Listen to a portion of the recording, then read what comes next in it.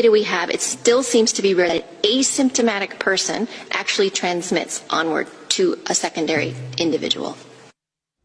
I didn't quite get that. Can I hear that one more time? I'm serious. I could not tell what you just said.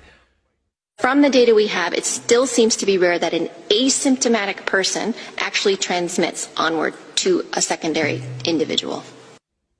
Still didn't quite get that, but Dr. Samadi went to medical school. He's been listening to doctors all of his life. Doctor, I believe the headline from the World Health Organization is asymptomatic people are not infectious. They're not going to spread the disease. Is that what the WHO is saying? Yes, that's correct, Greg. Look, you and I have been going at this since February of this year. We've covered more than hundreds of these segments on Newsmax TV. The most important segment about what we're going to be talking about COVID is probably tonight, because they're taking a 360-degree turn, and WHO is announcing, and this is a big news, that asymptomatic people out there are not contagious.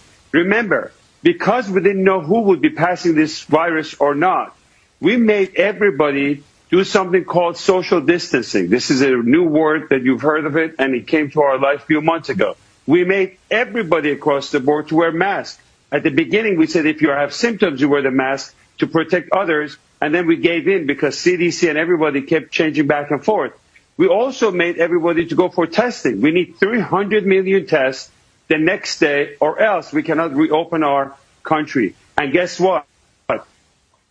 This thing is very important. It's a breaking news that if you are not symptomatic and you don't have any symptoms of fever, chill, shortness of breath, or any of those symptoms we've spoken about, the risk of passing it on to other people and being contagious is very rare.